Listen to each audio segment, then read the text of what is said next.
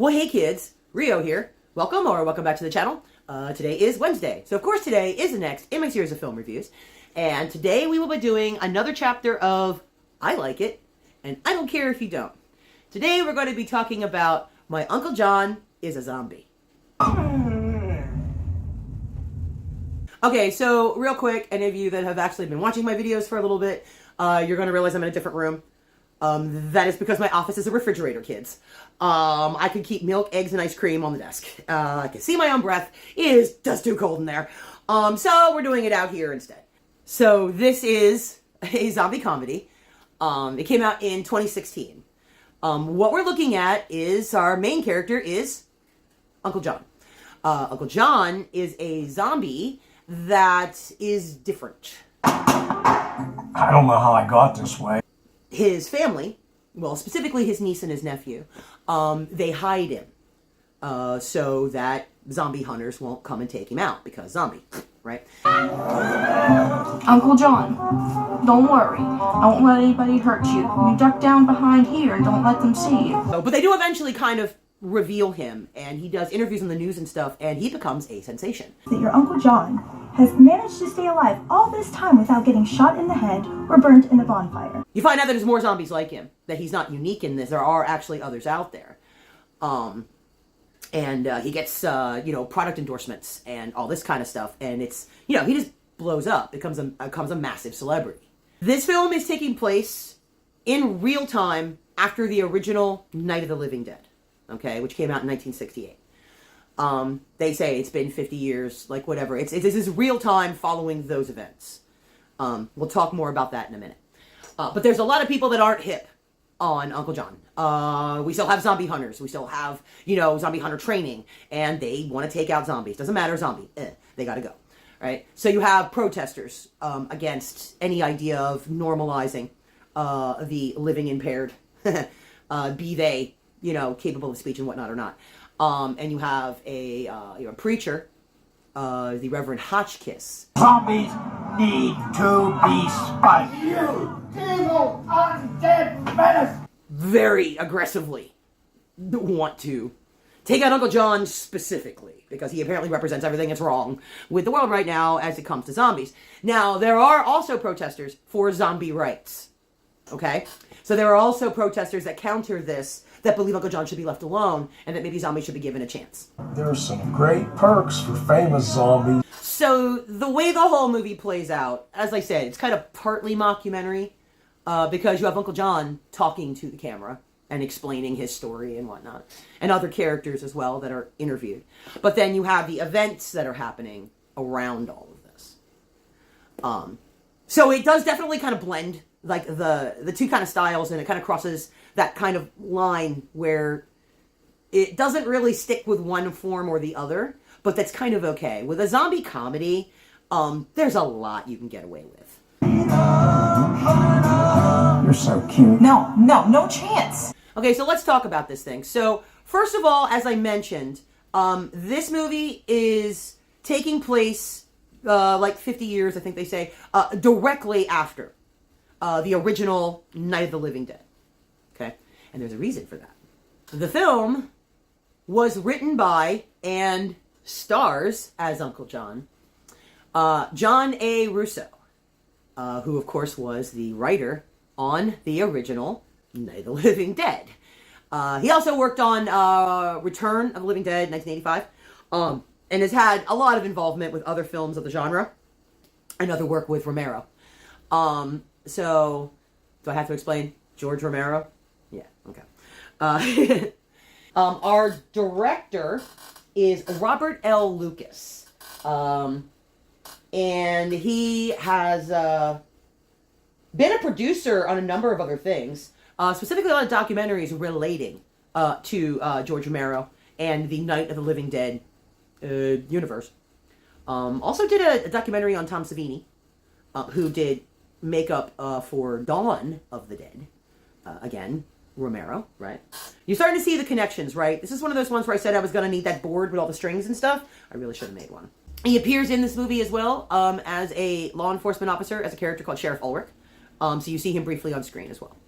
Our director of photography is Mike Schiff. who, among other things, was actually the DP on the aforementioned documentary about Tom Savini, and also on a film called The History of Metal and Horror from 2021. So these guys already have kind of a documentary sense anyhow. So that aspect of this film actually makes sense. You wouldn't believe it, but all the chicks run from it. So we have a few people listed here for the FX. We'll just kind of take them one at a time. I don't know who's in level of importance. We're just going to go through the list as I found it. So we have Jeremy Cruz. Okay. Jeremy Cruz, who did animatronics for Sharknado 3. And was responsible for specialty costumes for Deadpool 2, Captain Marvel, Avengers Endgame, and Black Panther. Now, this is among other things. I'm just kind of giving you some highlights. Okay, and then we have Fred Vogel. Fred Vogel, who was the writer of a film called August Underground, and also The Final Interview. Okay. And has actually worked with Jeremy Cruz previously on other films. So, again, everybody here is connected one way or the other. This is what I said. And then we have Carly Rigi. Okay. She was special effects artist on a film called Midnight that came out in 2020. That was written by John A. Russo. And was actually directed by Gary Lee Vincent. I mentioned him previously in another review. And all of these people, by the way, appear in this movie somewhere as well. So as zombies or other characters, they're all in there somewhere. And then lastly, of course, we have a person credited by the name of Sci-Fi. Their name is all over this film.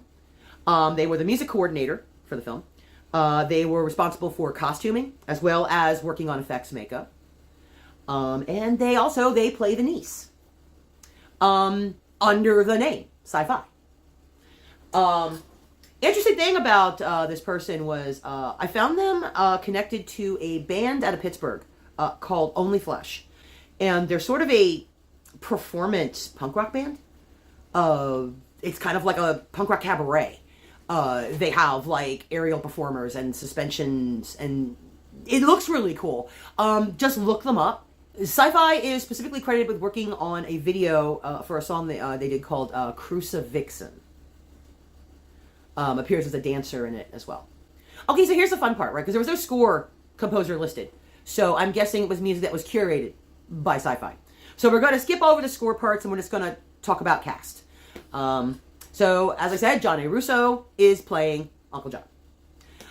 Sci-Fi is playing Sci-Fi, the niece. And Gary Lee Vincent is playing the nephew, Oscar. And one of the scenes, they like take him to a con, right? Like a convention so they can all talk about it. Uncle John, that is to say. And when they have their conversation about Uncle John, we have a girl that they focus on that's in the crowd at his Q&A panel, right? Her name is Felissa Rose. You would know her as Angela from Sleepaway Camp. And a particularly fun cameo for me is, you only see this guy for like a minute, right? But there's a character, they just have him credited as Russian Zombie. And you'll see him, he has like a little star and sickle thing on his clothes, right? So it's obviously like from a Russian lab or something. Okay, so he is actually being played by Rick Billock. Rick Billock was in Dawn of the Dead. He was the zombie in the gray three-piece suit that gets taken out in the JCPenney's. And the one last thing I will bring in as far as this is concerned is one of the cameos you get is George Kasana, who, if you've seen the original Night, okay, I think everybody has by now. If you've seen the original Night of the Living Dead, you remember the sheriff in that? Are they slow moving, Chief? Yeah, they're dead. They're all messed up. Okay, that was George Kasana, and he's in this movie as Sheriff McClelland. He's actually being interviewed about his choices in the original movie. Yeah. Unfortunately, George Kasana did pass away not long after this movie came out. He passed away in 2016. Okay, so here's where this gets fun, okay? because it's time to play 6 Degrees of Separation. Almost everyone that is in this movie, either I know them, or I've worked with them, or I've worked with somebody connected to them. So we're just gonna dump a few of these, okay? We have one of these television reporters is being played by Tiffany Shepis. I'd like to chomp into you. And somehow I believe you're not kidding about that. Who I was actually supposed to work on a film with, and for some reason that whole thing didn't work out. But I get my 2 Degrees of Separation with everyone else on this list, so here we go. One of our zombie hunters is being played by the lovely Debbie Rochon. If you don't know who Debbie Rochon is, you would have seen her most recently in the latest Troma masterpiece, Shakespeare Shitstorm. But you would have seen her in a million things. I have worked with Debbie. I worked with her on the Chainsaw Sally show, which was a web series, and I also worked with her on the film The Good Sisters. We have a character in there, Bob Roberts, and again is credited as that being the name of the actor, Bob Roberts. Bob Roberts is being played by, and I'm going to make sure I pronounce it correctly so that I don't get that, Jizmak the Gusha from Gwar. And of course, being in Gwar, he worked with the late Dave Brockie, who I did a movie with called Super Trauma at Action Movie Go. Now, I've never worked with Johnny Russo, but I have met the man repeatedly. We have the anti-zombie priest is being played by Russ Striner, who was also part of the Living Dead universe, and a man I have also met. Both fabulous people. They gave me really great advice when I was working on my first film. So yeah, they are very wonderful and very generous. You ever see them at a convention? Talk to them. They're great guys. One of the jokes in this movie is they have a zombie acting academy where zombies who are like Uncle John are learning to act like real zombies, right? So that they can get roles in, like, you know, The Walking Dead or whatever. Okay. One of these zombies, there's 2 of them that are actually wearing Night of the Living Dead t-shirts at this academy, okay? But one of them, let me try to pronounce his name right, Tim Majkan. Okay, I have 2 Degrees of Separation from him. He was a zombie in a Pittsburgh film called Steel Man, who is a real-life superhero from Pittsburgh. And my partner was in the Steel Man movie in a different sequence. And I did his makeup for the movie. And I actually did get to meet Steel Man because we had that RLSH thing in common. So a couple more of these real quick. So we have a police detective that is being played by Sarah French. I looked up Sarah French. She's a scream queen, you guys. She's been in a million things. You'll know her when you see her.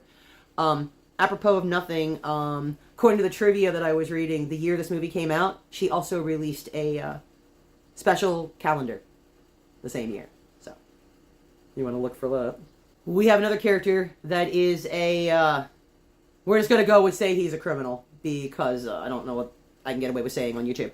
But the character, and you'll know who it is when you see him in the movie, the character is called Clyde Yancey.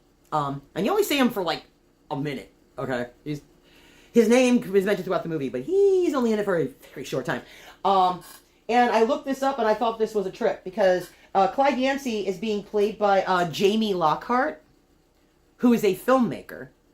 And he was actually the director on My Life with the Living Dead, which is an actual documentary about John A. Russo. You see why I needed the board, right? The opening sequence of the film is actually a recreation of the original night with the car coming into the cemetery. And it's actually at Evans City Cemetery, you can tell. They're right on the same road by the same tombstones. And they actually shot one scene. Is shot where the protesters are all out there. They're being filmed outside of the Living Dead Museum. Is this an Oscar winner? No, heck no. This is not the best movie ever made. It's the best zombie movie ever made. But look, they're taking the piss out of themselves. And I'm good with that. You know, especially having met Mr. Russo years ago, and I just think he is the nicest guy.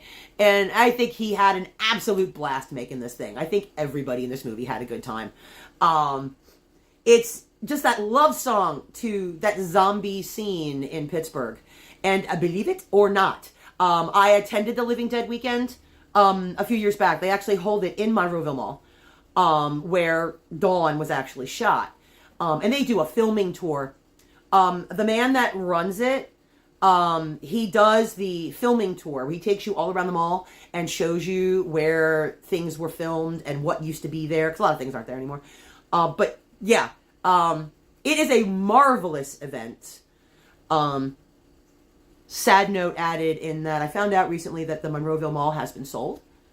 And that does put the future of the Living Dead weekend at the mall in question. We don't know what's going to happen from here. But we know that the Evans City Festival will still continue because that's a separate event from that one. So I'll put some links down here so you guys can look up the Living Dead weekend and the Evans City weekend and you can kind of see what all's going on. If you're into zombies, if you're into Romero, if you're into all of that, the scene in Pittsburgh is jumping. So I'll be sure to give you guys some info down. So yeah, there's probably a whole lot more. There was a lot to address, and honestly, I've been blathering here for a while. This is why I needed the board. But you get the idea. There's a whole lot of interconnection between these actors and filmmakers, all people that have worked together before, all people that have worked within the genre before.